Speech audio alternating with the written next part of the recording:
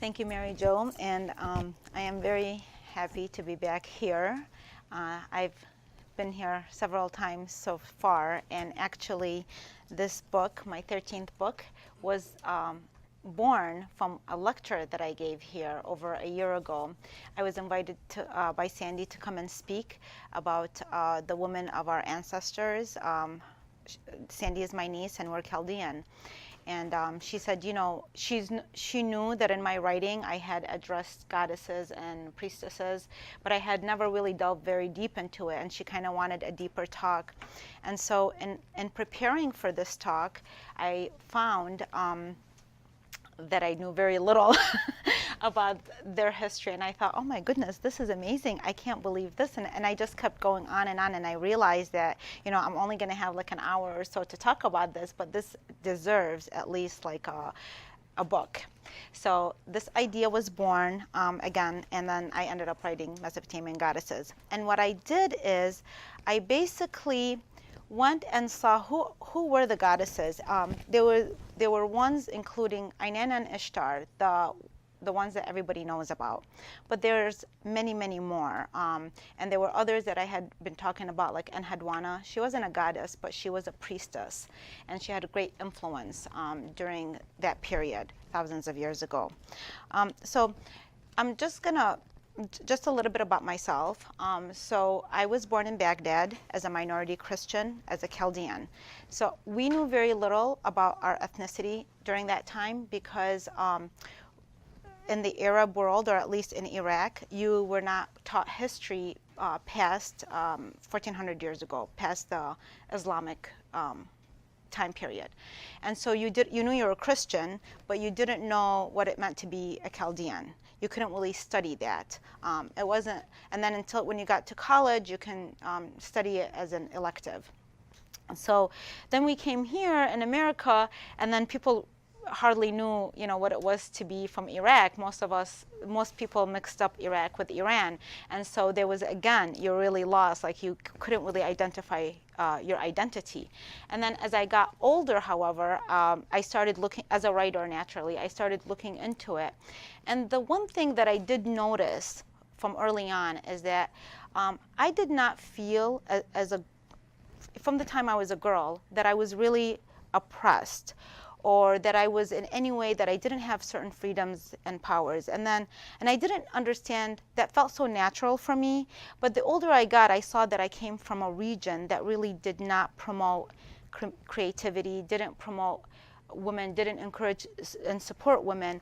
And as I was writing and as I was discovering my past, I started understanding why that was.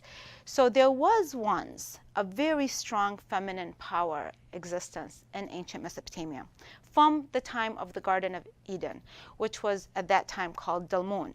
And there were, in the past some 100 years, more than 100 years, they've been finding all these cuneiforms that have these stories that later became parts of the stories of the Bible.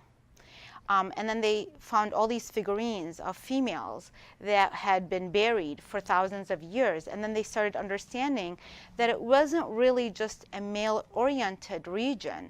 All these women's stories started coming out, and the people that were able to express who these women were Westerners mostly, because in the Middle East area, that was still, you know, they might find it as archaeologists, but then the British would take over and kind of knew to express that. And so that created, from stories and from history and everything that happened in the 1970s, the feminine movement started really becoming stronger. And a lot of it was based on this material that was coming out.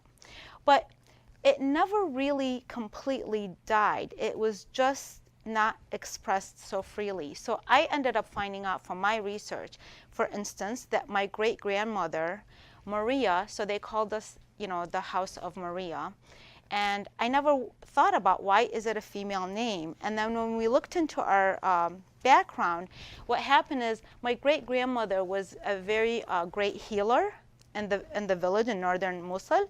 So she was a healer, and she was very wealthy. She was a very wealthy businesswoman, and she was very respected. And people knew her and said, this is the land of Maria, this is of Maria. And so one of her sons decided to take on her name as the family name. And this created a split between the families because it was insulting for the other side, who felt that they should take on the father's name. But one of them actually believed, and that happened to be our side, that no, he wanted to take her name because he felt that she was the more prominent figure. Other than her, my paternal aunt, she was midwife in Fallujah. And Fallujah was predominantly Muslim, if not all, during that time. And she studied to be a nurse, and she was a midwife, and so everybody would call on her when they needed to deliver babies and such.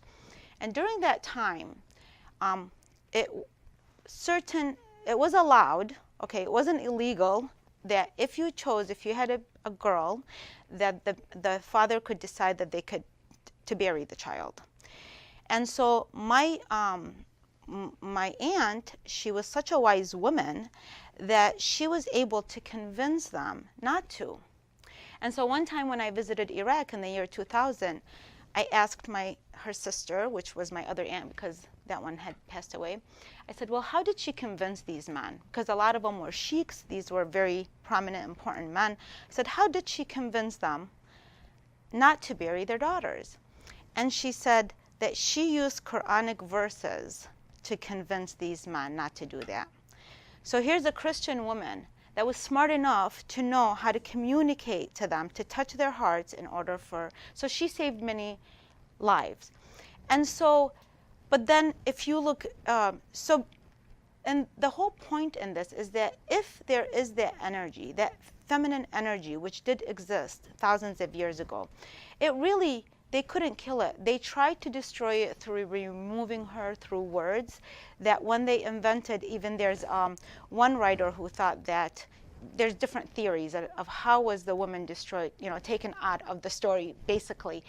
And he feels like, well, when language was invented, he said, once we put those words on tablets, then that was used in a powerful way in order to remove her from the story. So then they were changing the stories and then just keeping her out. Before they started leaving her out, they were certain stories were happening where the male god was conquering the female goddess. So it first went from the stories being more balanced toward the male conquering the female goddess, and then it went to her kind of almost not existent. And he felt like the word was doing that. But ironically, it is through that same method that she is now coming back to life, and has been for the past over 100 years, through the word, through many authors writing about her and talking about her. And so I am going to start, the way I picked these goddesses, there's over 19 of them in this book. There's 19 that I focus on, and then there's the lesser goddesses or deities, or ones that they don't have enough information on, that I couldn't include so much. And I will start with the goddess. Oh, by the way, so I want to say something regarding the Theosophical Society when I was here, because I ended up reading more like Isis Unveiled and the Chaldean account of Genesis and things like that, who, again, it was introduced through the library that is here. And the reason I want to share this is because to show that what was once the cradle of civilization, so how were they able to compose and create such an incredible world? It was because there was more of that balance. It was because it did have that feminine energy where creativity existed at one point. So Russian noblewoman Helen Blavatsky writes, "The ancients were always distinguished, especially the Chaldean astrologers and Magians, for their ardent love and pursuit of knowledge in every branch of science. They tried to penetrate the secrets of nature in the same way as our modern naturalists, and by the only method by which this object can be obtained, namely by experimental researches and reason. If our modern philosophers cannot apprehend the fact that they penetrated deeper than themselves into the mysteries of the universe, this does not constitute a valid reason why the credit of possessing this knowledge should be denied them, or the imputation of superstition laid at their door. Nothing warrants the charge, and every new archaeological discovery militates against the assumption. As chemists, they were unequaled. So the first goddess here, her name is Tiamat, and she was the goddess of the Salt Sea. So I am going to read this because it's like, I like to introduce it more like a story form, and then I'll continue on my own because I know what happens next. So, once upon a time in ancient Mesopotamia, there lived a goddess of the sea named Tiamat, also known as Namou, feminine, and Namou, masculine, which Sandy called that, by the way, the latter name meaning blessing. She mated with Apsu, the god of fresh sweet water, and their consummation created younger gods who spread over the land to serve various purposes, most notably the building of the cradle of civilization. Like all couples with children running loose, their home became rowdy and chaotic, more intolerable for the husband than the wife. So Apsu, he detested this change so much that he said, you know what, wife, this was a bad idea. Let's get rid of the children. I don't like this very much. Bad idea, I can't live with them. And she said, no, I can't have that. There's no way that I'm going to get rid of my children. So here she is, she's trying to appease him. Well, guess who hears of this? The little gods. They're like, what the hell? Our dad wants to get rid of us. So they gather together and they figure that, you know what, we got to take care of him. We got to get him out of the picture because he wants to destroy us. So they make a plan, and they actually do. They kill Tiamat's husband. And she is outraged. She wants revenge. And she sets out, she gets her military, and she's all going to go and fight the gods. And so what do? So they gather together again, So they want to protect themselves at all costs. And they get Marduk. So he says to them, I will go and fight her. And if I win and if I destroy her, I get to rule the whole region. He becomes king, and he becomes the only god of that region. And the gods are like, deal. Okay, just, if you destroy her, that will happen. So he goes out there, and he does. They combat each other, and he does destroy her. And then, and he takes what they call the tablets of destiny. Now, they never figured out exactly what those tablets of destiny are, but there is an image of him wearing. What looks like a tablet, basically. And they say that this was maybe, whatever that was written in it. But this is something that Tiamat had wanted to give to her minister, that she wanted to trust with him to have it.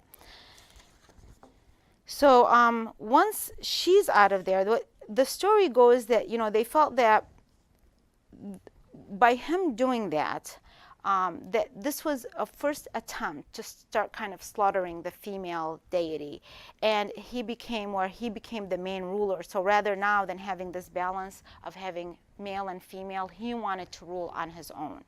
So that's when the shift started happening, where the male wanted to be the more powerful and really running the show on his own.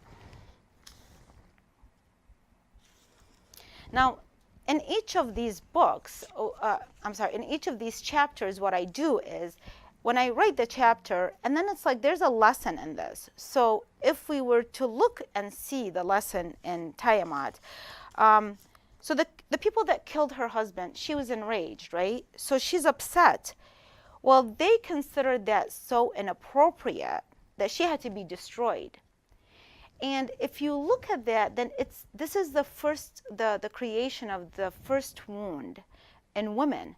That, her voice, she couldn't even get angry, because that was considered, so she was associated with chaos because of her rage. but she was legitimately enraged. And second of all, her story prior to that was that she was ruling basically in a peaceful manner, and she wasn't the one that wanted to kill her children. It was her husband that wanted to do that. So she didn't want to kill anybody in general, but she was avenging her husband's death. And so that right there implanted this thing that women don't have the right to even stand up for themselves. It just created, that story created that wound, because he was able to shut her off and just push her aside.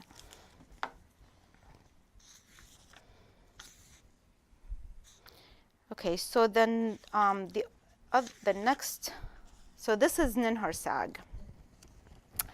Ninhursag, she is the lady of the mountains. And she's the goddess of fertility and the sacred mountains. She was the great mother who created both divine and mortal entities and regularly nourished the kings of Sumer with her milk. So the Sumerian story Enki and Ninhursag compares greatly to the story of the Garden of Eden in the Bible, with texts describing a paradise similar to Eden, only it was called Dilmun.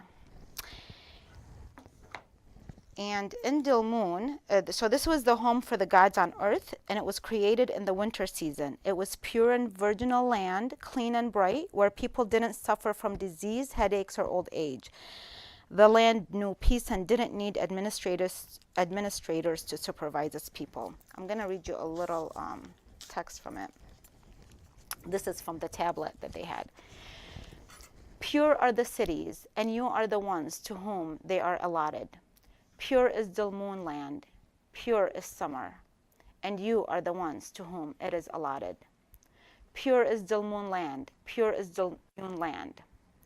He laid her down all alone in Dilmun, and the place where Enki lay down with his spouse, that place was still virginal, that place was still pristine.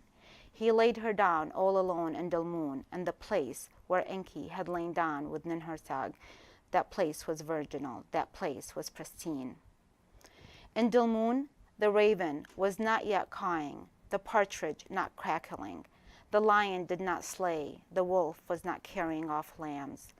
The dog had not been taught to make kids curl up, and the pig had not learned that grain was to be eaten. When a widow had spread malt on the roof, the birds did not yet eat that malt up there. The pigeons did not tuck its head under its wings. No eye diseases said, I am the eye disease. No headache there said, I am the headache. No old woman belonging to it said, I am an old woman. No old man belonging to it said, I am an old man. And it goes on, just showing how, yes, it was a place so heavenly, and this is what was described to us that the Garden of Eden was in the scriptures. So Ninhursag and Enki have a beautiful daughter. She has her, I think it was within 9 days. And she grows up within 9 days to be a beautiful woman. And Ninhursag says, you know what, I have some business to attend to. I'm just going to go out into the world now, and I need to do other things. So she leaves her husband to watch her daughter. Not a great idea. What happens is Enki, he's walking around and he's in the garden, and then he sees from afar this beautiful young lady. He says, oh, she's so beautiful, I must kiss her. He doesn't even recognize that she's his daughter. So he goes, kisses her, sleeps with her. She has a daughter. And the process is repeated. Her daughter grows.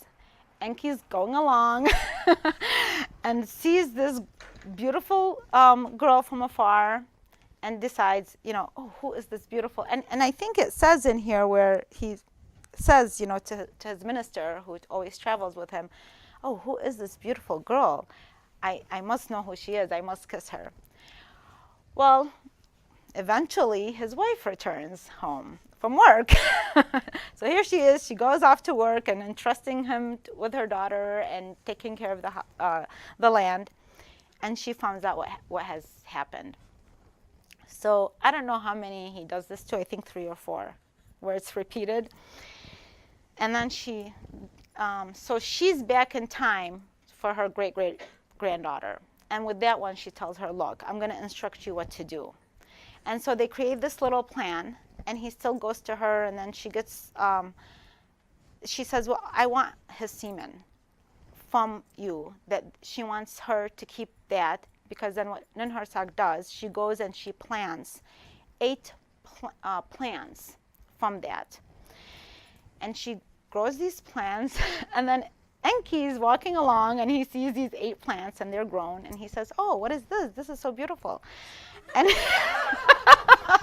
and he says, he asks his minister, what is this? And he's naming each plant, and he's like, well, I'd like to taste this plant, and then he starts eating off of that, and then he eats from the second one. And then furthermore, he gives the destiny, he calls for the destiny of each plant.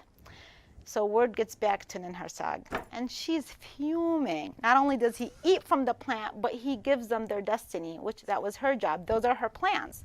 She says, that's it. I'm just like, she's going to kill him, basically. So she's determined. She puts a curse on him. He falls ill. And the Anunnaki come along and surround him, and they're trying to do everything to undo whatever spell she placed on him, and it's not working. So they get this fox and tell him, listen, buddy, come here. Find a way, go find Ninhursag, and find a way to get her back here. And in every story in this book, the woman, there has never once did she actually completely let the man completely die or didn't resurrect him. She just never, it was more about teaching that person a lesson. And so she comes back, and she literally holds him in her arms. And she tries to bring him back to life. And how does she do that? How does she breathe life back into him? Well, the way she does that is that by giving birth. So each ailing part of him, she goes through all his ailing parts, all 8 of them. And from each one, she creates a god or goddess to help better, a god or goddess with a destiny that would help improve the world, to serve the world. And one of them, she creates her from a rib, one of the goddesses. And I'm going to see if I can, I know I have this somewhere. Because one of the people that had translated these cuneiforms, and he made note that the fact that it was that one of the goddesses was made from a rib, and then that later that story comes back through the Bible, except this time, rather than the woman who is known for fertility and giving birth, then it's the man giving birth to a human from a rib, to a woman. So rather than the woman giving birth, it is the man that is giving the birth. So the story at that point has shifted. Oh, so by the way, she does heal him. She does breathe enough life into him where, so I'll give you a little, I'm going to read this a little bit. There are 8 parts of Enki that hurt him. First, he responds, the top of my head hurts me. She takes the affliction into her womb and gives birth to Abu out of it. She continues with this, questioning him, giving him a different answer each time. The locks of my hair hurt me. She gives birth to Ninsikali out of it. My nose hurt me. She gives birth to Ningertud out of it. My mouth hurts. She gives birth to Ninkasi out of it. My throat hurts. She gives birth to Nazi out of it. My arms hurt. She gives birth to Azumi out of it. My ribs hurt. She gives birth to Nitu out of it. My sides hurt. She gives birth to Enzek out of it. This Enki was healed, and 8 healing deities are born, 4 males and 4 females, which each of the deities' names related to the part they were born out of, and each giving a most promising destiny. So they reconciled. They went through all their ups and downs, but at the end, it's sort of a happy ending. The next goddess is Ningal. And Ningal, she was a Ningal was born to Ninhursag and Enki. Her name means the great lady, and she's also known as Nikal. So as a young and pretty girl, she first falls in love with Nana, the moon god. And the moon god, Nana, he was the main deity in Ur. That was the main deity, and she becomes his wife. And she sees him one day soaring across the sky and the stars. And he invites her to meet him by the marshes. And although a bit shy, I'm going to read this. Although a bit shy, she cannot resist him. She joins Nana at the marshes, and the two spend many nights in secrecy enjoying a passionate and honeymooned love. One night, on the eve of the dark moon, Nana says goodbye to Ningal, promising to return to her in 2 nights. He goes home to the skies, yet soon becomes impatient and descends to the earth in disguise as a pilgrim, pleading for shelter. He knocks on her door, and when she opens it, he begs her to join him in the marshes once again. But now she's a different person. Now she's a woman. And so during those few nights that he's gone, she's changed a little bit. And she says, well, not so easy. You know, you have to offer such and such things. And she makes certain requests. And her requirements really are just, they're not selfish. She wants something, she wants things that are going to be fruitful for the land, for the marshes, for the animals, for the offspring, for the people of the land. And he obliges, he does what she wants. And then they continue together. What happens is Ningal, she was worshipped at Ur, especially during the period of the 3rd dynasty. Unfortunately, there's a lament. She lived during the lament for Ur, when in ancient Sumeria, when it was being destroyed. She was trying very hard to get the gods to intervene and to help save that land somehow. And I'm going to read just a little part of the lament for Ur. This tells about how Ningal suffered during this time. For the gods have abandoned us. Like migrating birds, they have gone. Ur is destroyed. Bitter is its lament. The country's blood now fills its holes like hot bronze in a mold. Bodies dissolve like fat in the sun. Our temple is destroyed. Smoke lies in our city like a shroud. Blood flows as the river does. The lamenting of men and women, sadness abounds. Ur is no more.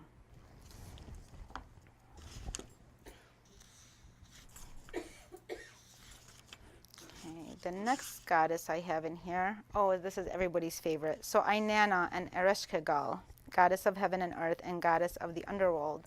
So these are 2 sisters, and they are the daughters of Ningal and Enki. And in one of the cuneiforms that was found, there's the Halulupi tree, which is about Inanna, and it's a hymn which has many similarities to the creation of Genesis.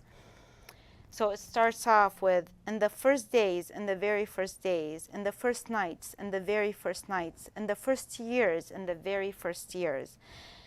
In the first days when everything needed was brought into being, in the first days when everything needed was properly nourished. When bread was baked in the shrines of the land, and bread was tasted in the homes of the land, when heaven had moved away from earth, and the earth had separated from heaven, and the name of man was fixed, when the sky god An had carried off the heavens, and the air god Enlil had carried off the earth, when the queen of the great below, Ereshkigal, was given the underworld for her domain. So this introduces her, this is the beginning of her story, and she's still a young girl, and she finds this tree that she wants, and she's waiting to become queen and have a crown over her head. And these birds come and get into the tree, and she wants them out of here, and she goes to one of her brothers and asks him to help her get them away so that she can have her tree back. And he doesn't help her. He's like, she gets him off of out of bed, and he's like, leave me alone. I want to go back to sleep. And Gilgamesh says, I'll help you. And he goes and he helps her, and he gets the birds out, and he gets the a woman that had taken a place there. And so he helps her, and Inanna is so happy that she gives him these two things that they're not sure, it's like they're tools that he could use. So from the roots of the tree, she fashions a puku and a muku for Gilgamesh, the hero of Uruk, who helped make Inanna's dream come true. Unfortunately, he ends up losing the gifts she gives him because he isn't mature enough to use them wisely, but instead uses them to cause the mothers, sisters, and young maidens of Uruk to feel bitterness and lamentation. So the earth opens up and sucks the items into the underworld. Don't you guys wish this would happen today, where all these, anything hurtful would just, the earth would just open and just take over? So then Inanna continues with a different story. Now it's Inanna and the god of wisdom. And who is the god of wisdom? Is her grandfather. So one day they have quite a bit of drinks together. And after they're a little bit tipsy, she says to him,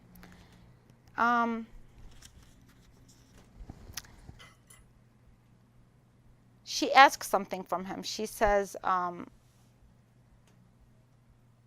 oh, here, it's right here. So they toast and challenge each other, and one by one, and keeping it, she asks him to give her the me.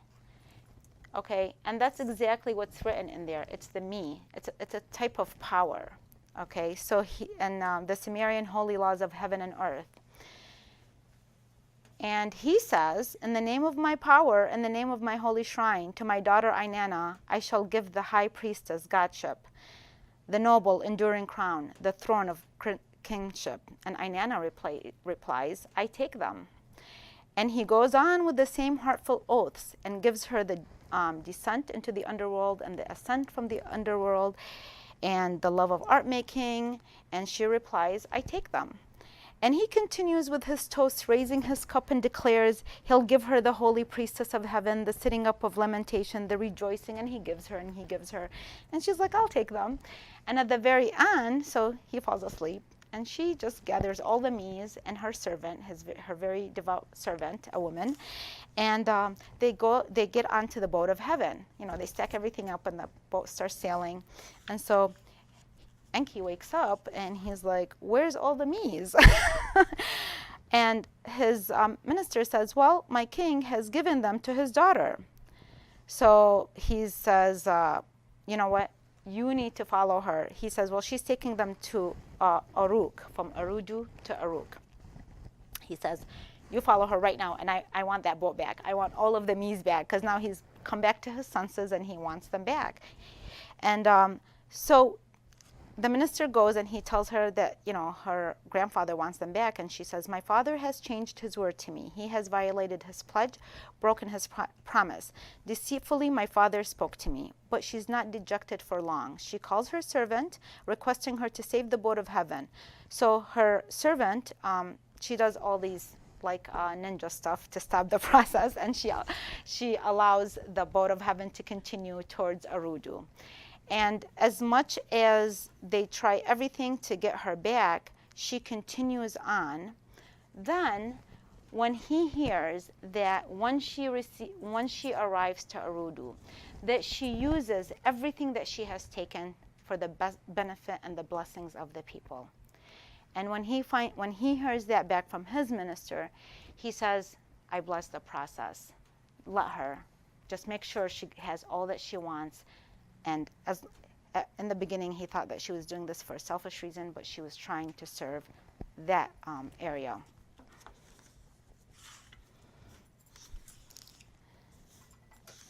Then we go to the courtship of Inanna and Dumuzi. So that was her husband, Inanna's husband. And the courtship of Inanna and Dumuzi, sometimes compared to the Song of Solomon, is one of the oldest love poems. The story starts off with Inanna and her older brother, the sun god Utu, chatting poetically about preparing her bridal sheets. Uru wants to help prepare her for her marriage by bringing her linen. She asks him, who will comb, spin, braid, weave, and bleach the linen after he brings it? He offers to comb, spin, braid, weave, and bleach the linen. So she asks him, after you've brought my bridal sheet to me, who will go to bed with me? He says, sister, your bridegroom will go to bed with you. He goes on to tell her that Dumuzi will go to bed with her. She's not very pleased with this. She doesn't want the shepherd to be her bridegroom. She wants the farmer. She says, the farmer is the man of my heart, adding, he gathers grain into great heaps. He brings the grain regularly into my storehouses. Her brother urges her to marry the shepherd and asks, why are you unwilling? His cream is good. His milk is good. Whatever he touches shines brightly. Dumuzi will share his rich cream with you. You who are meant to be the king's protector. Why are you unwilling? She refuses, insists that she will not marry the shepherd whose clothes are coarse and whose wool is rough. She wants to marry the farmer who grows flax for her clothes and barley for her table. These words move Dumuzi, and he speaks, appearing into the story like an eagle in the sky. He asks, why do you speak about the farmer? Why do you speak about him? If he gives you black flour, I will give you black wool. If he gives you white flour, I will give you white wool. If he gives you beer, I will give you sweet milk. If he gives you bread, I will give you honey cheese. I will give the farmer my leftover cream. I will give the farmer my leftover milk. What does he have more than I do? Shepherd, without my mother Ningal, you'd be driven away, said Ainana. Without my grandmother, you'd be driven into the steeps. Without my father, you'd have no roof. Without my brother, Ainana, do not start a quarrel, he says. My father is as good as your father. My mother is as good as your mother. My sister is as good as yours. Queen of the palace, let us talk it over. The word they had spoken was a word of desire. From the starting of the quarrel came the lover's desire. So they marry. This is who her family wants for her. They do get married, and she is happy with him. Yet after all of this, Ainana accepts him because during that time, a king was initiated to be king through a goddess. That's how it was done. And so she initiates him, and so Ainana accepts him to rule the land as her consort. The couple continues with their lovemaking, with rich images and a succulent sexual experience that indicates the land will be fruitful because of their union. At the end, Dumuzi asks to be set free to go and take his place as king. So she sets him free. The descent of Ainana. So, and this story is about Ainana deciding that her husband is gone and she's now maturing. And she wants to leave everything behind and journey to the underground, which is being ruled by her sister. So she takes 7 of the Mi, the divine powers she used for protection, and prepares for the journey. She places a crown on her head, arranges a wig across her forehead, hangs small lapis beads around her neck, and wears double strands of beads over her breasts. She wraps the royal rope around her body and doins ointment on her eyes and places a golden ring on her hand. She also takes the lapis measuring rod and line. She wears each of these adornments at the level of each Kundalini chakra. So before she goes on her journey, she tells her servant, she says to her, if I don't come back, I want you to go to first my paternal I think she says it's her dad, her paternal grandfather, and then maternal grandfather, and tell them that you need to come, they need to come and save me, basically. So that's her last words to her devout servant, and then she leaves. So she gets to the door of the underworld, and she knocks, and the gatekeeper says, who is it? And she says, it's me. It's Ainana, I want to come. And he says, well, what has brought you here? And she says, well, I have come to minister the funeral of my brother-in-law, who is Ereshkigal's husband, had recently died. And then when her sister hears of this, she's like, no, no, no, do not open the doors. Do not let her in. If she wants to come in, lock all the gates, and each gate that she arrives to, she has to remove an item from her before she can go in. So the first item is that he asks her, he says, okay, you can come in, but you have to remove your crown. And she says, what's this? She asks. And he tells her to remain quiet. She must not dispute the rights of the underworld as they are perfect. And so she continues in that fashion, each time removing whatever she came in with until she goes in completely naked. At that time, Ereshkigal gives her the look of death, speaks to her with anger, and pronounces over her the burden of guilt. She then turns Ainana's body into a corpse, a piece of rotting meat, and hangs the corpse on a hook. There's other things that happen in between, but that's what happens to her. And then after 3 days and 3 nights, her servant realizes she has not returned. So she does as Ainana had told her. She dresses in rags, starts crying, starts beating herself. That's what Arabs do in a funeral. Then starts walking toward her father and then her grandfather. And the only person that responds positively is Enki, the same, the god of wisdom.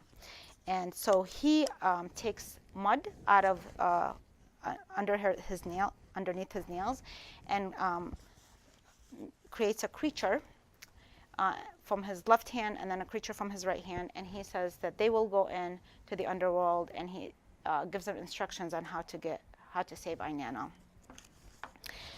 They go and they do that. They get her corpse, and then on their way out, the demons follow them, and they said, if you take her, you have to provide a replacement. So we are coming with you, and we're going to find that replacement. So then they go into town, and her servant sees her, and she is so happy. She comes and she falls on her feet, and she says, "Oh, Ainana, you're alive," and she's so happy. And the demons are like, "Oh, well, we'll take her." And she says, No, you can't take her. She's been so loyal to me. You cannot take her.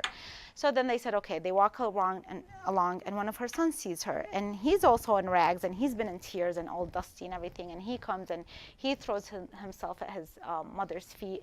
And then the demons say, well, you know what? We'll take him. And she says, no, you don't understand this. He's such a good son. You can't do that to him. And then they go along, and then another son, and she stops them. And then finally they arrive to Dumuzi. And Dumuzi is just sitting there having fun. He's just like drinking and celebrating, and she sees that, and she's enraged. She's like, you can take him. And they do. So they take her husband to the underworld in exchange. So after, his sister is very upset at this, and interestingly, he does escape. He prays to I believe the sun god to help him, and then he gets him to escape, and he goes hide somewhere, and there are 2 people that know his whereabouts, his sister and his friend. And when the demons come looking for him, his sister, even though they try to torture her to give them the information, she does not give the information. But his friend, he does give the information. They give him some gifts, and in exchange he gives them that information, and so they catch him. And they take him to the underworld, and after a while, Ainana feels bad. She feels like, well, she feels bad. She starts crying for him, and then she makes a deal with his sister, where his sister spends half of the time in the underworld, and then he spends half of the time in the underworld, so that he's not always down there. So it says in this that some anthropologists would even, the story about the goddess of fertility and her mortal lover who dies for her and is resurrected is universal, appearing in mythologies and religions from many prehistoric cultures. The goddess and her lover take on different names in different cultures, but the blueprint of the story remains the same. Some anthropologists would even identify Jesus as an embodiment of the same mythical archetype manifested by Dumuzi, because Jesus, like Dumuzi, is a young male god who dies and is resurrected. Okay, so Ainana, 13 centuries later, around 2000 to 1600 BC, Ainana becomes identified by the Akkadians and Babylonians as the goddess Ishtar. And so at this point, not only is her name changed, but also Ainana's descent to the underworld, for instance, is a poem that contains 415 lines, and by contrast, the Babylonian Ishtar's descent is told in 145 lines. So it's suggested that the difference is due to the influence of patriarchy, which diminishes the power and importance of this goddess during the 2nd millennium BC. So this is clearly seen in the Babylonian Epic of Gilgamesh, the oldest epic tale in the world, which was written in the 2nd millennium BC. Okay, so Gilgamesh is is 2/3 God and 1/3 man. He's handsome, energetic, and mighty. But he's also cruel and arrogant. He's a tyrant. And he basically, at that time, he was demanding that he be the first to sleep with the brides on their wedding night. Something that later Saddam's son tried to actually parallel that. And he did. He was doing, and it was only when I was reading this that I thought, sometimes the people that are living today, if they read certain great, because he's really, in many ways, also he's called a hero. But when you read about him, he was also a tyrant. And so this was something, if you read it and you feel that this is a hero, and then this person did this, and you have this idea that you want to have that kind of a power. But the people pled for the gods to rescue them from Gilgamesh's tyranny, crying. Gilgamesh sounds the tocsin for his amusement. His arrogance has no bounds by day or night. No son is left with his father, for Gilgamesh takes them all, even the children. Yet the king should be a shepherd to his people. His lust leaves no virgin to her lover, neither the warrior's daughter nor the wife of the noble. Yet this is the shepherd of the city, wise, comely, and resolute. So the gods decide to create a man equal in strength that could stop Gilgamesh. So Aruru, the goddess of creation, uses clay and water to make Enkidu, a wild man raised by animals and oblivious of human society. They basically take this man, so here's this king and here's this man who grows up in the forest. And they somehow, they do this whole plan where a woman seduces and helps this man from the wild to become civilized. And once that happens, she brings him and has him meet with Gilgamesh.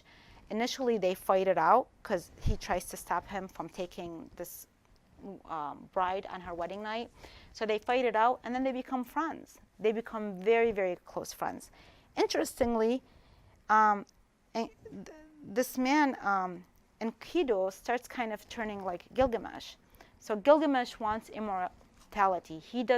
He wants to keep being more and more powerful. That's all he cares about. And they create all sorts of destructions, including they go in the forest, and the person that, Humbaba is the person that takes care of the entire forest. He's the one, the protector of the forest. And Gilgamesh wants to kill him for no good reason. And Kudu is very hesitant about this because he grew up in the forest, and he initially doesn't want to, but they end up killing him. And when Gilgamesh when Gilgamesh returns home, he's all filled with blood. And who does he see there? He sees Ishtar. And Ishtar reaches out to him, and she wants to be his wife. And he, instead of embracing that, he basically tears her apart and shames her. The fact that, well, you've been with this guy, and you've been with this guy, and I don't want anything to do with you. And it's the first time in writing, and she's so insulted, and she feels like, they have to get rid of this guy. But it's the first time where in writing that a goddess was spoken to in this way, where he is shaming her when she is, he wants to become immortal, but he wants to do it on his own terms. And he goes through the whole story. The most interesting part is when he comes across, he wants to meet the people that survived the flood. And they're not called Noah. And it's a man and woman that I have very difficult time pronouncing their names. But when he finally comes to them,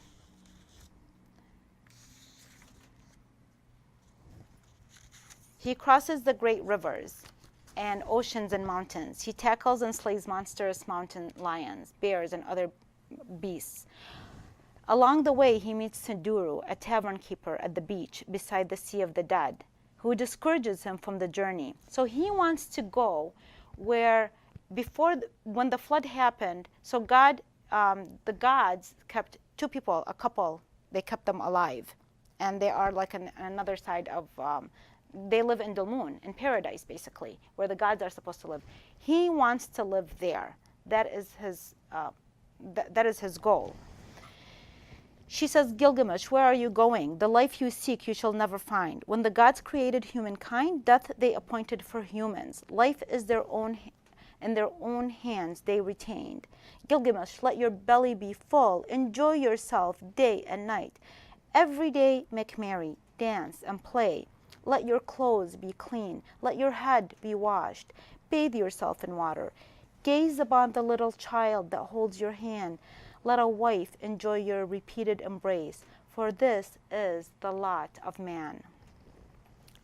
But Gilgamesh is not satisfied with earthly pleasures. He's determined to continue his search for immortality. And when he finally reaches the island of Dilmun, they tell him there is no permanence. Do we build a house to stand forever? Do we seal a contract? But he insists that that the name of the couple is Utnapishtim. And he wants them to reveal the mysteries of life, like how are they living in Dilmun. To make a long story short, he doesn't find immortality. He realizes that he is human and he does have to die like everybody else.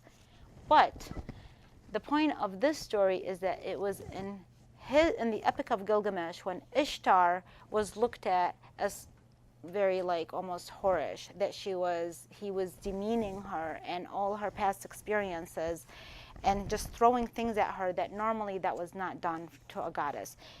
The material prior to that, the cuneiforms, there wasn't that kind of a language that happened between the male and the female.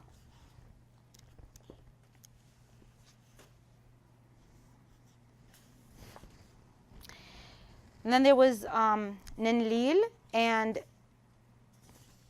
Ninlil, her mother told her, she raised a very beautiful daughter, and she told her, listen, you know what? You're still a virgin. Do not bathe in the holy river along the canal bank, because there's a guy named Enlil. If he sees you, once he looks at you, he's going to try to have you. So Enlil, she listens to her mom. Her name was Sud. It was changed later after she got married. She listens to her mom, but she does not obey. So she does go and bathe in the river, and she walks along the canal bank. And then, as her mother predicted, Enlil notices her. He has never been married and has been traveling throughout Sumer and to the end of the universe in search throughout the land for a wife. When he sets his bright eyes on her, he's enthralled by her beauty. It's love at first sight. He says, I want to have sex with you. I want to kiss you. The feelings are not mutual. Sud refuses his advances and he persists. She continues to refuse, telling him, my vulva is small. It does not know pregnancy. My lips are young. They do not know kissing. If my mother learns of it, she'll slap my hand. If my father learns of it, he will grab me harshly. But no one can stop me from telling this to my girlfriend.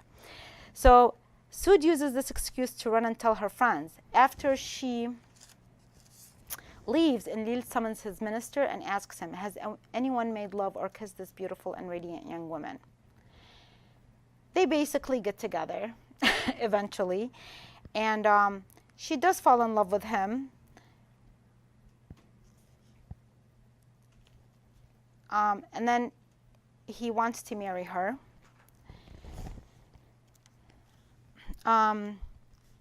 There's a story that happens here,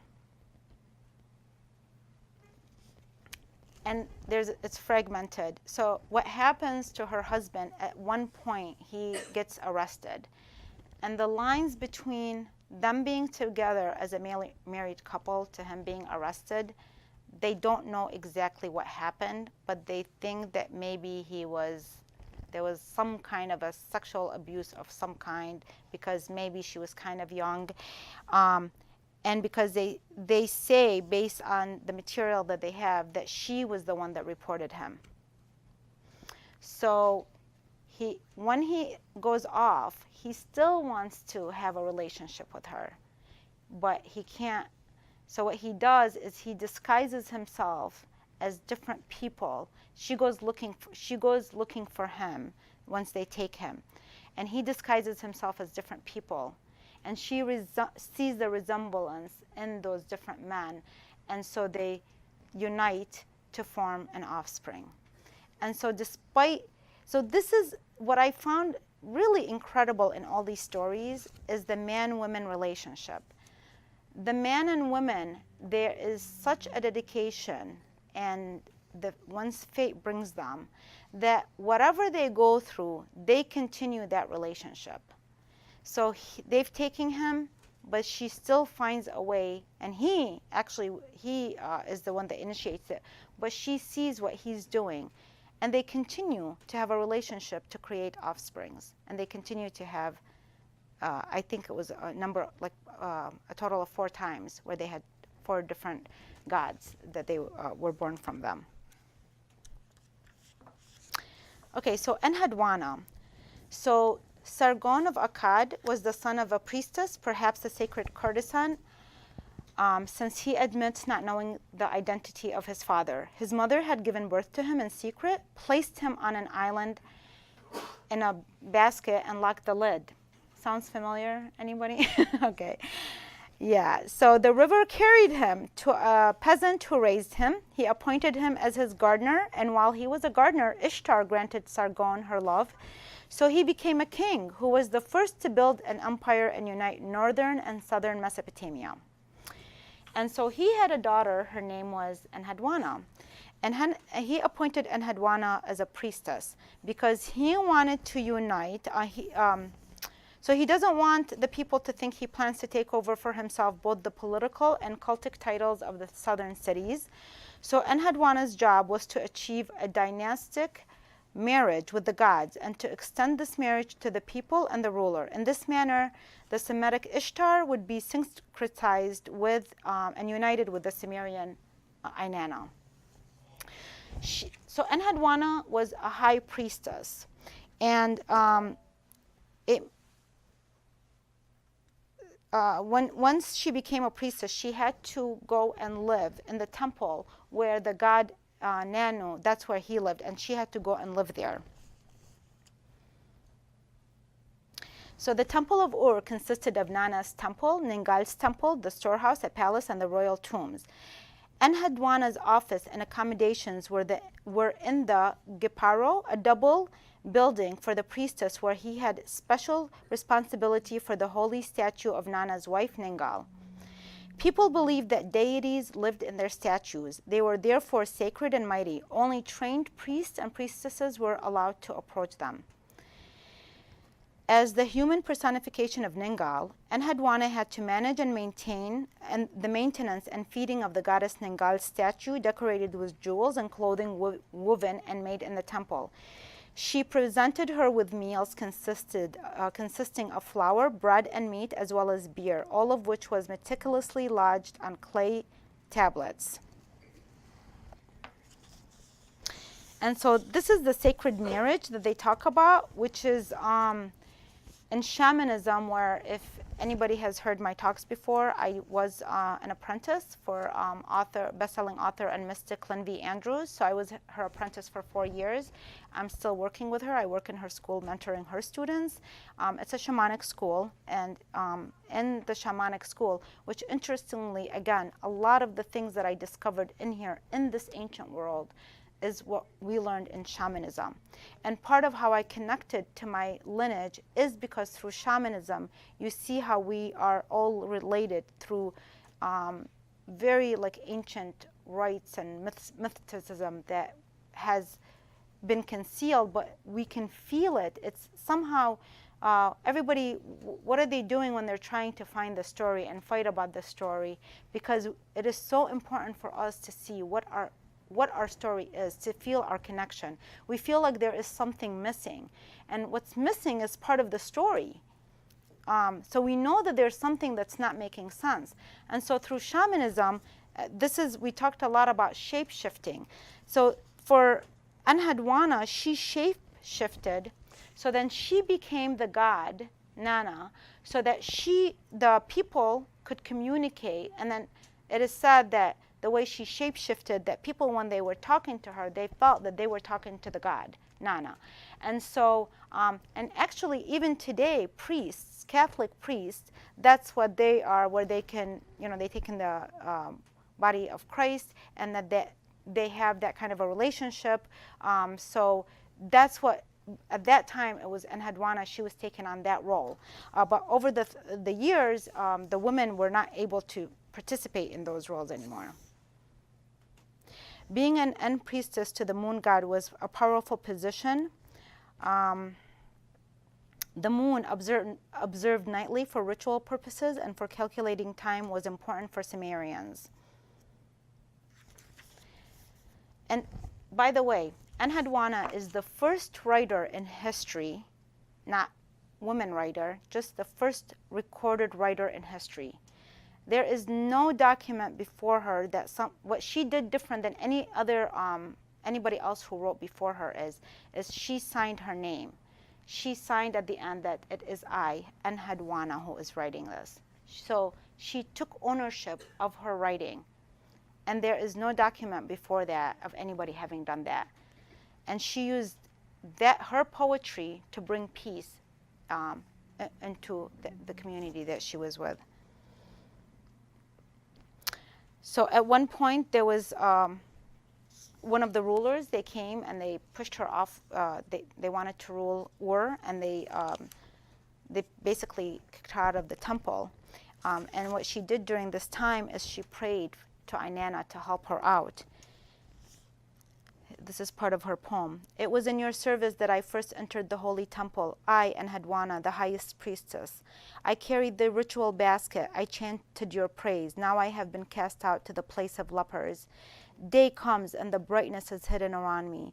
Shadows cover the light, drape it in sandstorms. My beautiful mouth knows only confusion. Even my sex is dust. Soon, tell Anne about my fate. May Anne undo it for me. So she continues praising Inanna, and finally she is released. She doesn't end up having the same power, but she is released. In 1927, the British archaeologist Sir Leonard Woolley found the now famous Enheduanna disc, which she commissioned in his excavations at the Sumerian site of Ur. The three inscriptions on the disc identified the four figures depicting Enheduanna, her estate manager, her hairdresser, and her scribe.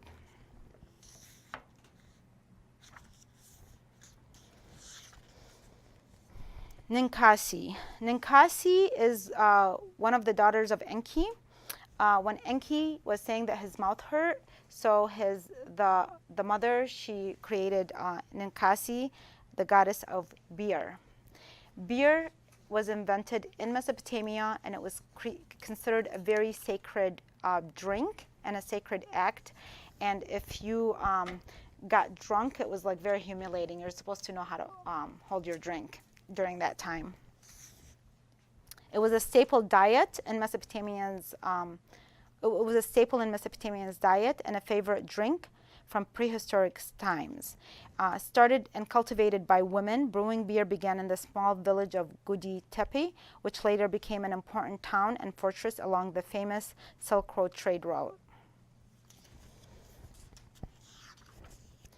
So Gula, the great healer, she was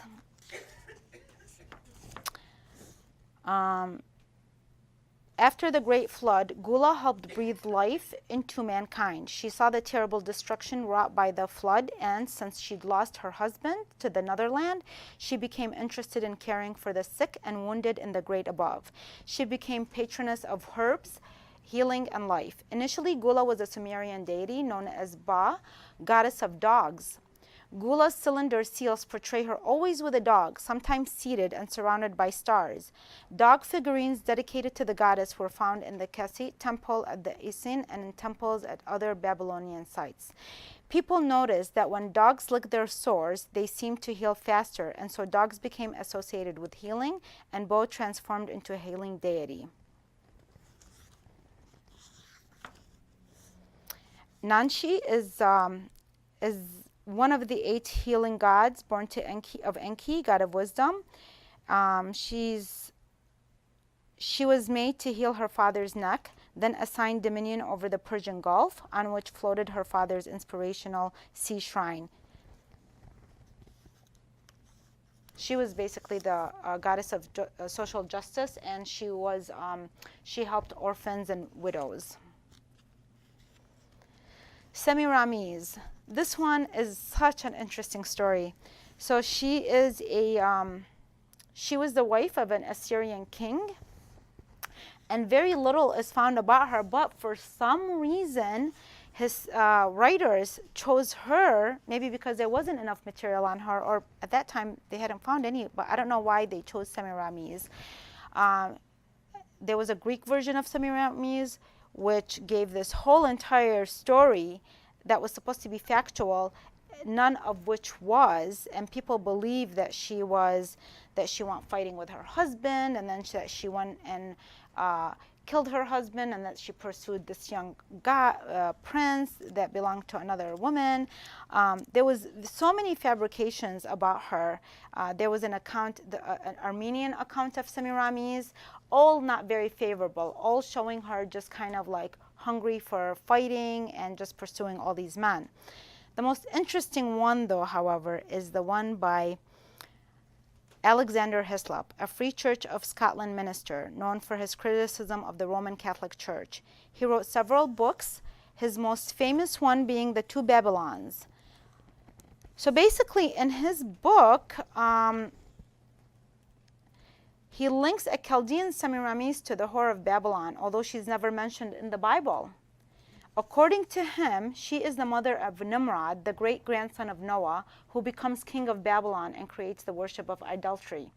Nimrod is a mighty hunter, described in Genesis as the first on earth to be a mighty man. But interestingly, again, like in the story, he says that Nimrod marries his mother, Semiramis, a beautiful white woman with blonde hair and blue eyes. He invents polytheism, she invents polytheism, and with it, goddess worship. Again, none of this is written in the Bible, but many people until this day believe what he has written to be true. And some say that Semiramis, like the Virgin Mary, is really Semiramis and other goddesses like Ishtar coming through these figurines, and that's who they represent. Asherah. Asherah was the wife of Yahweh, and there has been figurines found and where people are praying to both of them. So Asherah's connection to Yahweh is both in the Bible, where she's mentioned about 40 times, and an 8th century BC inscription on pottery found in the Sinai desert at a site called Kuntalet Arud. The inscription is a prayer that asks for a blessing from Yahweh and his Asherah. So Hammurabi called her Bride of the Lord of Heavens. Many titles are attributed to her: the Mother Goddess, Tree of Life, Lady who treads on the sea. But again, over time, she was removed from scripture.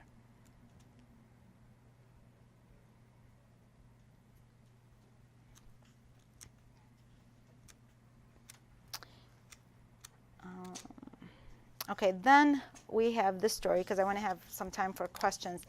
Lilith and Eve. This is another story I had no idea. There are two different creation accounts of women in the Bible. In Genesis 1, living things appear in a specific order. Plants, then animals, then finally man and woman are made simultaneously on the 6th day. Male and female, he created them. In this version of human origins, man and woman, humankind, are created together and appear to be equal. In Genesis 2, however, man is created first, followed by plants, then animals, and finally woman. She comes last because in the array of wild beasts and birds that God had created, no fitting helper was found. The Lord therefore casts a deep sleep upon Adam and returns to work, forming woman from Adam's rib. God presents woman to Adam, who approves of her and names her Eve. One traditional interpretation of this second creation story, which scholars identify as the older of the two creations, is that woman is made to please man and is subordinate to him. Well, the thing is, though, what happened is the God creates woman twice, once with man, once from man's rib. So there must have been two women. So because in the Jewish literature, it's considered that the Bible, it has to be word for word accurate. So they created this myth that there was a woman, the first woman was Lilith, things didn't work out too well between her and Adam. So she ran off, she ran away. And then the second time, God created Eve. And she was a better version for Adam because she was more, she listened to him, basically. But there's different stories about why Lilith left. There's different versions, and it's all included in this book. Kubaba is the only queen on the Sumerian king list. So from all the Sumerians, she was a tavern keeper. So she had a bar, basically. She was a very smart businesswoman. She became a queen. She reigned peacefully for what they say 100 years, but you know how they measure that time. The point with her is that after she died, hundreds of years later, they considered her a goddess. However, later down the line, the people of that region decided that never again will they have a woman rule that region.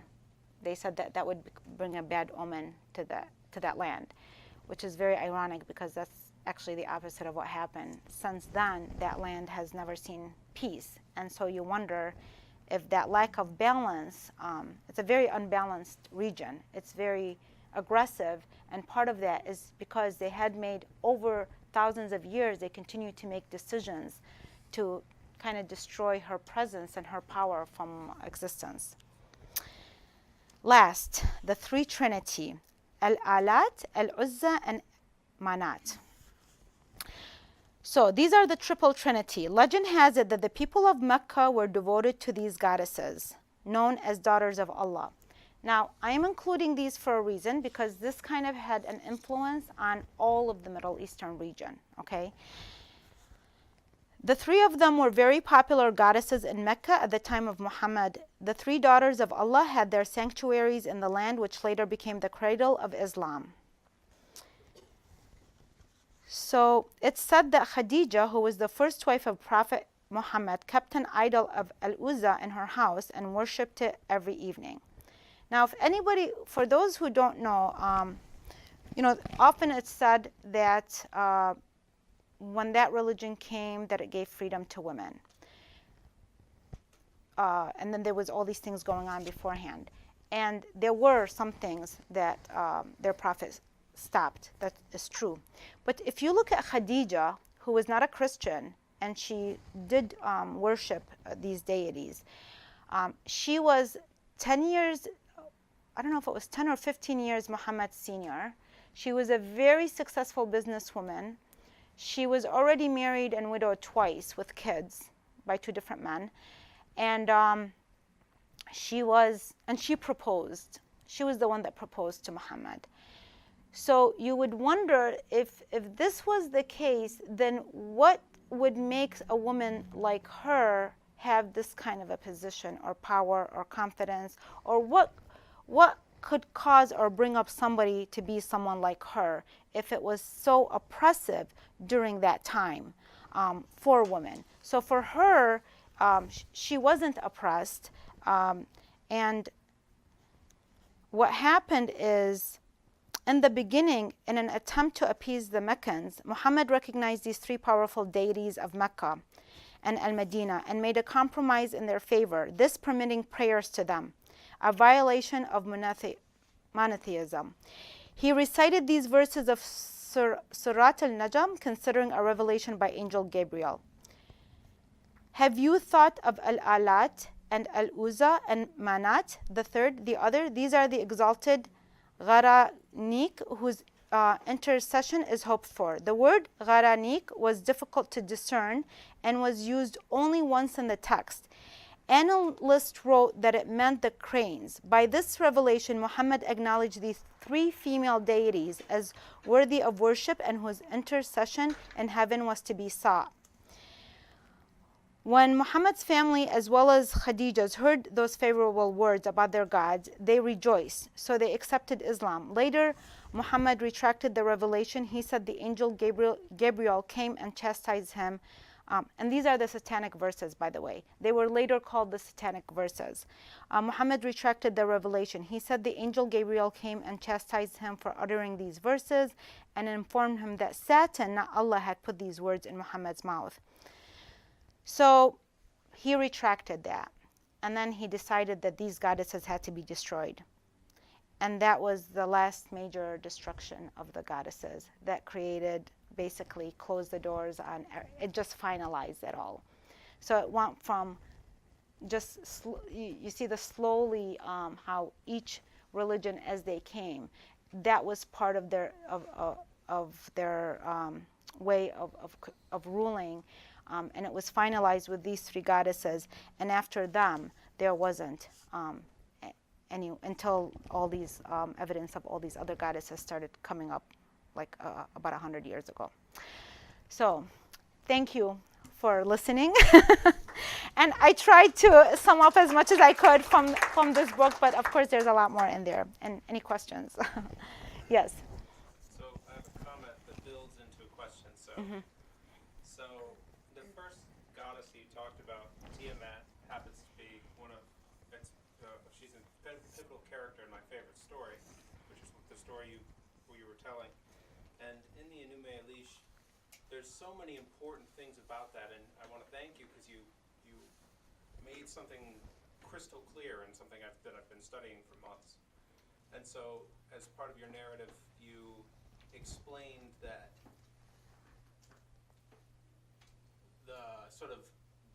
this sort of balance situation gets tipped. Yes. And the children kill the father, and this is what often gets referred to as the original patricide in different kinds of literature that isn't strictly mythological. And then there's these consequences, and there's this enormously important symbolism in that story that I feel compelled to share. That the sort of hero in the story, Marduk, who ends up killing Tiamat, he's got two particularly useful characteristics. Like there's two defining characteristics of this god. One of which is he has eyes all the way around his head, which means he's capable of paying attention. And then the second is that he can speak magic words and breathe fire. And this concept of speaking magic words, through some of the people who I've been studying, they interpret that as the ability to speak the truth, which is this, which after, like taken, if you take a step back, it's like, okay, so you slay so Tiamat, the character, is representing the beneficent mother that experiences tragedy and becomes the devouring mother archetype. And the way to deal with the devouring mother archetype is paying attention and speaking the truth. That becomes the narrative. And this is a story that's 14,000 years old. It's just phenomenally cool that this is a thing. So anyway, I wanted to sort of package that. Now my question is, after that balance gets sort of thrown off, it seems like as you were explaining this progression of stories, it seems like there's these peaks and valleys where it doesn't seem like there's a downhill slope until towards the end where like the power of the feminine really hits rock bottom. That's right. At the end. And I'm wondering, like, are there certain pockets where it seems like there's a certain resurgence of that balance, that original sort of pre-cosmogonic balance? The balance is that, like, the way I wrote it, I wrote especially the romance that happens between the male and the female goddesses. I wrote that in a very, like, that's why I wanted to read it from here as a story form, so that you can really feel, instead of explaining, oh, it was like this and it was harmonious, but you can see that when they quarreled, they were on equal footing.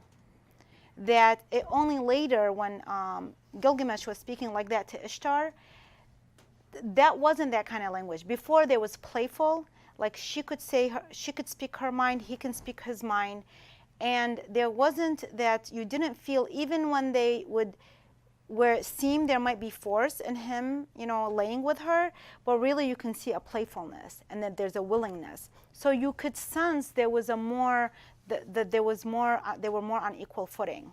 And that she started losing that as initially the word that Gilgamesh was speaking to her just by that, he's like almost spitting at her, and she was so insulted because you don't do that. But that once it began, that's how things go out of control. Yeah, and then you can't, and then it got bigger and bigger, and then she was being eliminated. And there's things that of course I can't, but at one point, like in Yahweh with Ashura, he just there's a whole thing where he divorces her in a very, very defaming way. I'm going to throw you in the street. And there's things, and you're going to be naked like this. And these were not spoken at all earlier on in this scripture. I'm sorry, not in the text. Yeah. Any other questions? Yes. What geographical area in present-day terms would be the equivalent of the Mesopotamian area in the second millennium BC? And secondly, is Babylon and Mesopotamia more or less the same thing?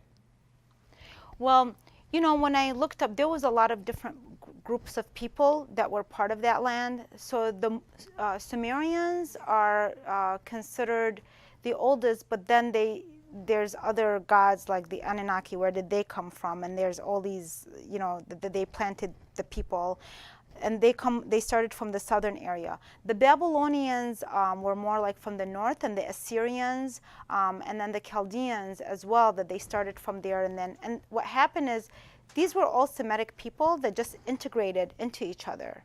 And today, like for instance, Assyrians and Chaldeans, they're riff with each other about who originally is from there. Even when you read this and see how many people and how the Akkadians came about and the Canaanites and then this, you really don't, it's just kind of like the Native Americans that after so much time, even if the 100% Native Americans, no matter what, they're going to be adopting the Europeans' bloodline, because the Europeans came here, and so it's just they're going to adopt their bloodline somehow through marriage, just over the decades. So there was a lot of different groups that were part of this, but the Sumerians are older than the Babylonians. The Sumerians were the Babylonians and the Assyrians and the Chaldeans adopted from the Sumerian culture. You mentioned Marduk early in the talk. Mm-hmm. Is he a god of the Mesopotamians in general, or He Babylonians in particular? No, so his presence was before Babylon. The Babylonians later, that's why Ishtar, when she comes in, the name Ishtar was like the Babylonians had changed it. She becomes Ishtar at that time, and they're from the northern parts of Mesopotamia, whereas the Sumerians were from the southern part of Mesopotamia. And as I said, Sargon and his daughter Enheduanna, they were trying to unite the southern part of Mesopotamia with the northern part of Mesopotamia. Yes. From my limited knowledge, the word Mesopotamia, Mm-hmm. I mean, it's known as the cradle of civilization, and the word itself means between the rivers. Yes, between the two rivers, the Tigris and the Euphrates. Exactly. It's a Greek word, yes. So it takes in that whole area, and that's Yeah. also where the area that in the Bible that's where the Garden of Eden was. Yes, Yeah. yes, and that's in the southeastern part of Mesopotamia. It's an interesting book. I like it. Thank you very much. Thank you. Yes. So, listening to the whole story that you presented to us in the form of stories, all the goddesses, is this, do you see it as mythology, or do you see it as real characters that actually existed? I see it as both. Just like all the other stories in history, none of them can't be 100%, but there was something there, especially like for instance with Inanna, and I think was I talking to you earlier, or I'm sorry, I think I was talking to you earlier about the hundreds of cuneiforms that still, hundreds of thousands of cuneiforms that exist. Was it you or somebody else? Oh, the guy with the beard. Okay, somebody in here. Was it you? It was you. Okay. You guys look alike. Okay, so there's like hundreds of thousands of cuneiforms that still exist that people haven't even been able, because they don't have enough people to translate anymore. That's a difficult language. There's very few who can read Sumerians and translate all of that. So there's so many more stories. This is all the material that they've been able to come up so far. But one thing that did come up a lot is they found tens of thousands of figurines of female deities. That part is also something that they have found within the last 100 to 150 years. And yes, a lot of it, of course, like in any story, there's always embellished and there's things added to it, but there's also some truth to it as well, I believe. Yes? When Randy mentioned earlier the first story you told about the children Yeah. slaying their father, Mhm. it occurred to me that in some way that represents, the children represent us, and that we, in this physical world, in our physical bodies, we are unaware of or slay our spiritual nature. And so that our job here in incarnation on earth is to rediscover that father, that higher spiritual nature that we are cut off from. We literally, sometimes consciously slay it through greed, envy, hatred, all the poisons. Yes. That mental poisons, emotional poisons that we carry within us. And our job is to regain awareness of that father. I don't know if I'm... No, I really like, I do like that description, because through these, there was many acts where the slaying, and when these stories were coming in, yes, you do see how that we have continued on with that. But then there's the other stories, like the boat of heaven that she gets across. And what I love about that story is that she, so yes, she used some alcohol, to get her way, and then once she got her way, and that playfulness of her trying to get to the other side, and then they're following her, and then she proved herself that her intentions were not bad, and then her grandfather was like, oh, okay, that's okay. Now, to me, that's what I'm seeing more as the Garden of Eden was like, where there was that mutual, there was a playfulness, and then there was this thing. And so even when there was that challenge and that drama, but nobody was killing anybody in some of those stories like that. So, but then, yeah, later on, there is that viciousness that sometimes happens that you see that it kind of spilled over into our society. Yeah. Yes. It looks like this book goes before Genesis talks about Eve. Yes. Before Eve, there was another woman there. Yes. And so I'm really interested in reading through this book to see some of the things that I haven't known before. Well, some of the things I can say them, but the story of Lilith, it was like they said something like when she was sleeping with Adam that she didn't want to be on the bottom and he wanted to be, and then it was that made the curl, and it was like, okay, so things like that, just to give it a story, but there is nothing to prove that, but they just felt like, okay, well, these two stories don't make sense. Here, Eve is born, but then here she comes back again. How are we going to resolve this? So you can just see these scholars and historians and these religious men trying to figure out how do we come into terms and how do we sell this off to people. So you could just see the challenge that they were having and all of that, yeah. Yes? Have you traveled in these areas? Well, when I was in Iraq in 2000, so this was during the time that Saddam was still there, and there was the sanctions, and I stayed, of course I would stay still again with family, but they were so overly protective of where I went and what I did during that time as an American. And I didn't get the chance, but I do plan it, yeah. Did you see an area where there was tall grass, very dense tall grass between the Tigris and Euphrates rivers? I did not get the chance to go to the marshes. I've seen it on TV, and yeah, where they live in they have all their homes is made from reeds. I know that, but I wanted to mention from two different people who had different experiences in the wars over there.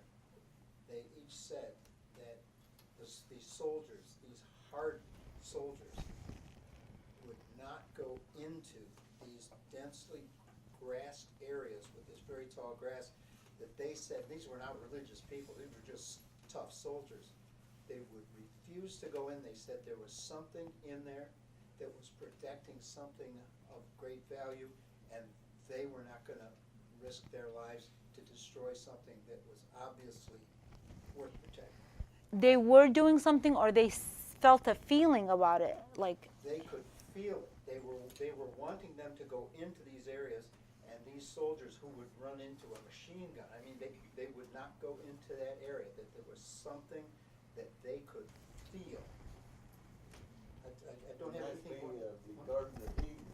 I They got mean, the soldiers, they got the angels guarding, nobody. so could it come was, in. it was, When I you mean, said to that, that's talk what to it them, reminded me of that story. it was that kind of thing. that's And I interesting, said, because well, these are the marshes that, you know, when what I, did you feel? Yeah. And they said, I felt that they felt that the culture was so different, that there was something there that they were incapable of understanding.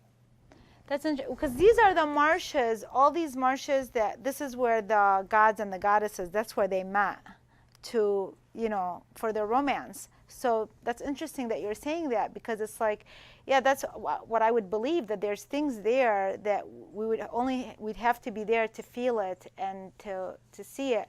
And they have found, recently they found like some kind of a temple that's like 4,000 years old, that they're all, just now the walls, and they're digging into it. They're still finding things there, and I've heard that it's pretty fairly well protected. So I hope by the time I get there, I'll be in a decent shape. Send us pictures. Oh yeah.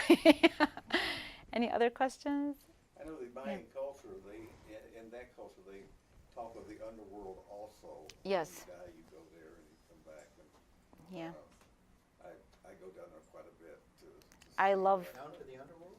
Yeah, You yeah. said you go down there quite often. He I go down to the museum. Oh.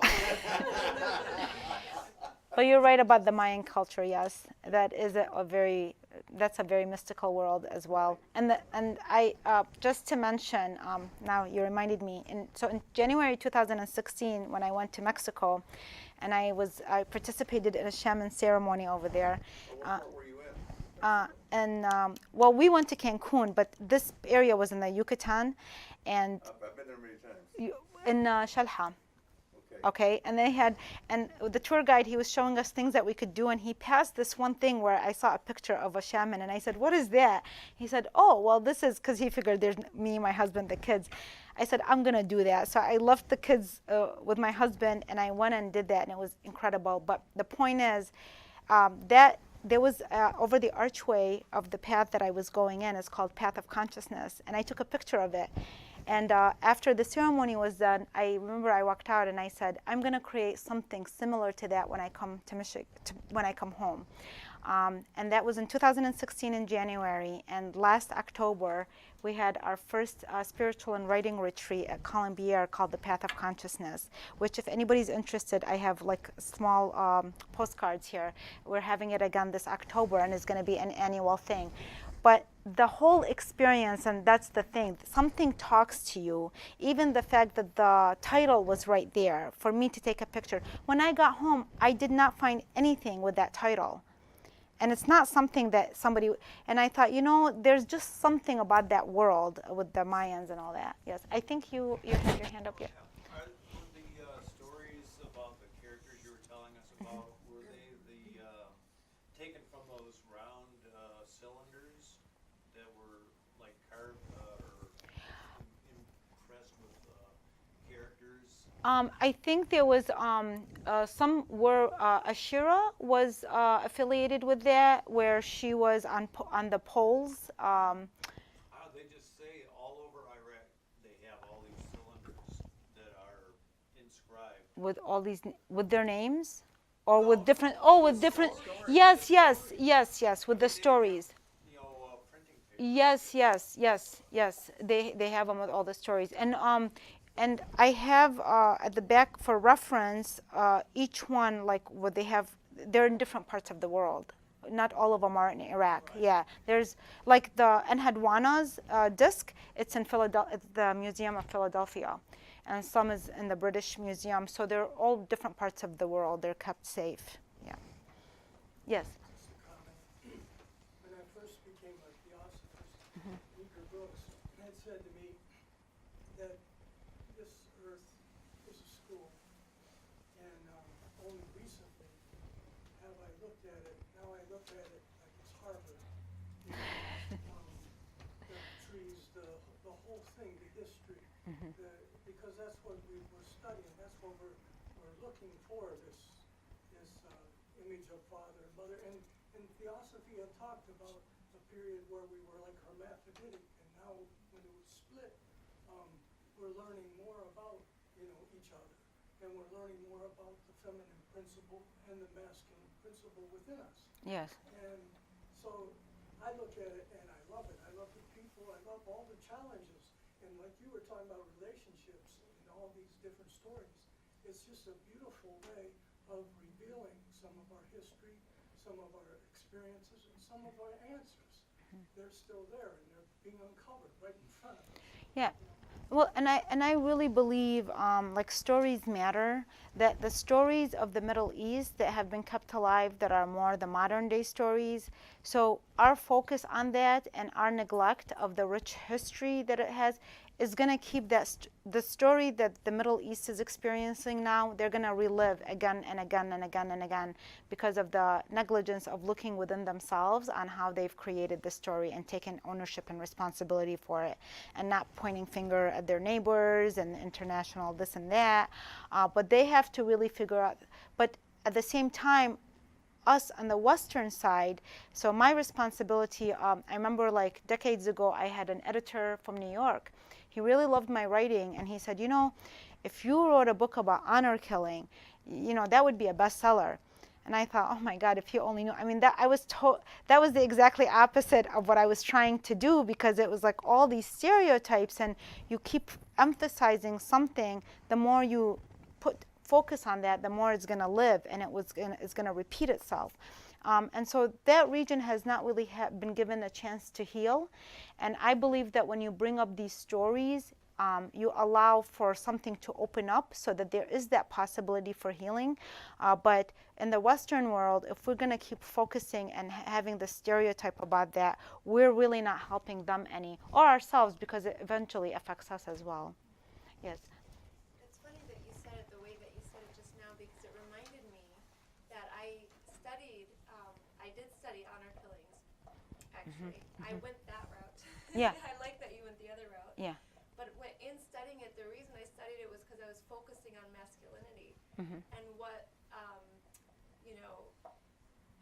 what masculinity, when it's taken too far to one side, can do, and how can it damage people and damage families and lives. Yes. So I think that...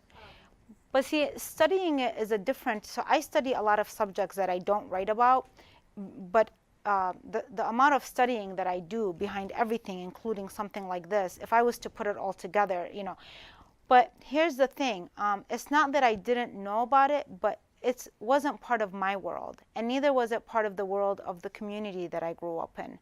And it wasn't really a common thing in Iraq. And if you do enough research on it, you would see that really that its number is not as big as, but it's the idea of it. It's just this drama and violence that we're addicted to. That's what we prefer to look at.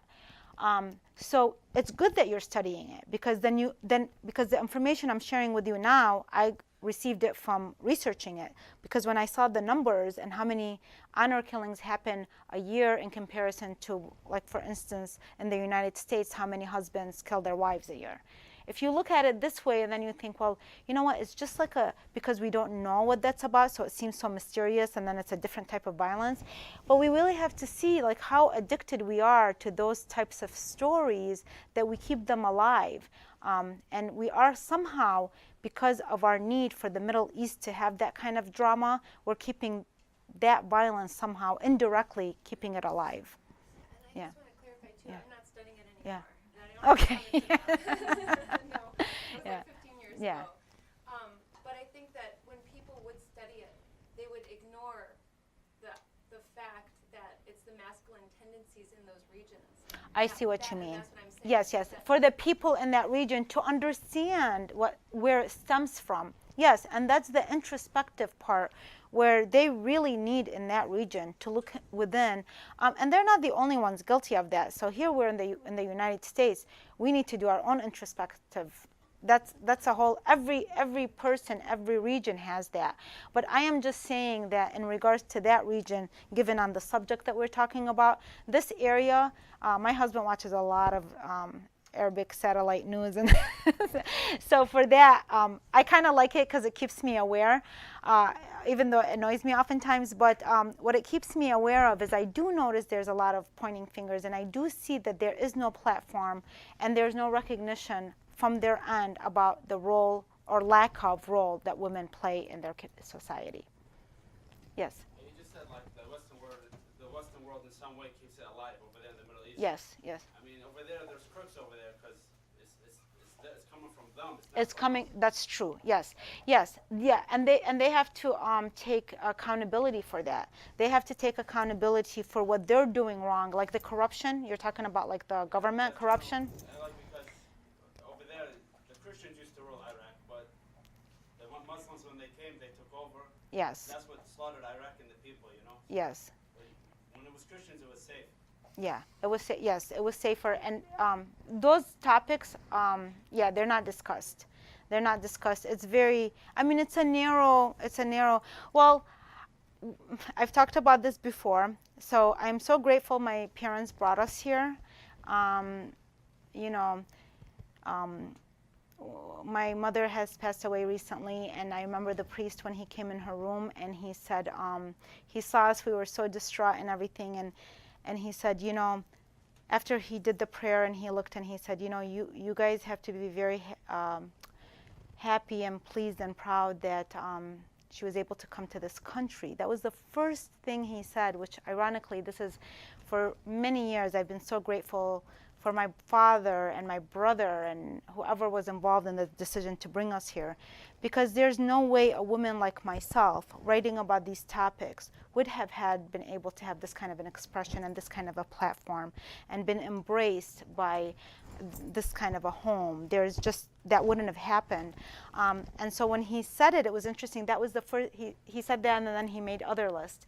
But I thought that is so true, that we are so fortunate that we were able to come here and enjoy whatever this kind of freedom has to offer. Yes, so I totally agree with you. Yes.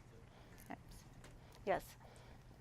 Yeah, and there's many angles that you can look at the conversation about Western values having an impact on the Middle East, and you can look at it in a bunch of different ways. And one that I want to recommend has to do with this emerging narrative that begun about 1907, where the international community is emerging, and alongside it is this recognition that cultural heritage ought to be protected, and that makes it all the way down to physical objects. And so, there's an enormous history there that I would gladly go into, but I'm going to focus just in the most recent past. And we know that one of the really awful things that was happening in Iraq in the past 10 years was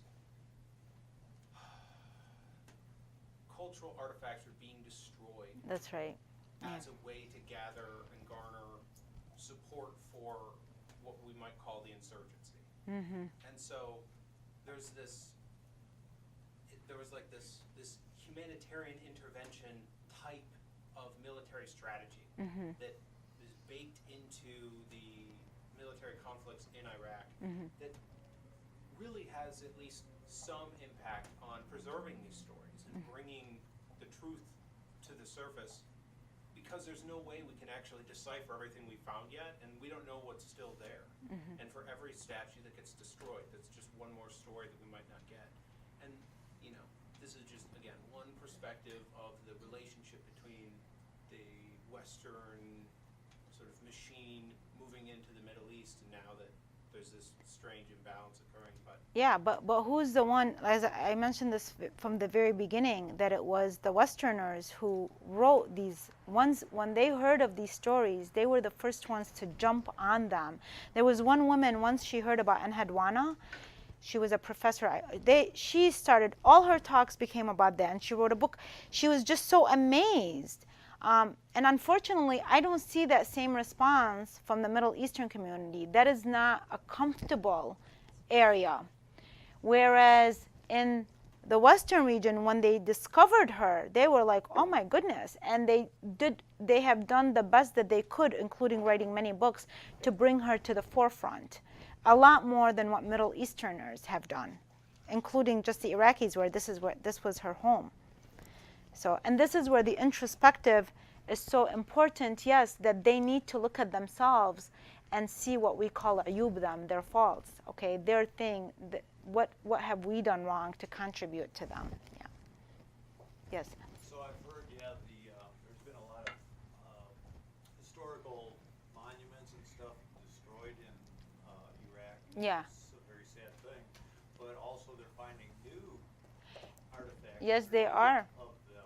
Yeah. Because it was like, gonna just, if you preserve the top, Yes. you'll never dig underneath. Yes. So they're finding And you know, the things, that's what amazes me, is like even with these statues and everything that came up, it's, you can't destroy when something is meant to happen, and, God is greater than what any man can do. And these have, for thousands of years, they've survived, and they would just come.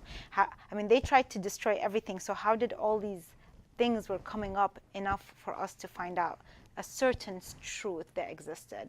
So it really, you marvel at the universe and at the role that God plays, because, as much as man, how much ever we can destroy, but, the truth always comes out at some time, even if it takes thousands of years.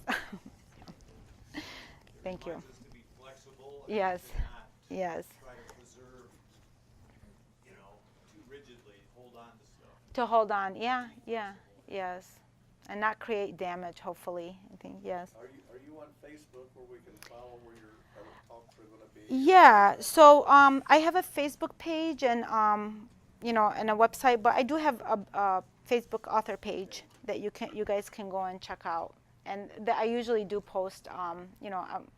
I do a lot of my work is with writers, but also a lot is in this area as well.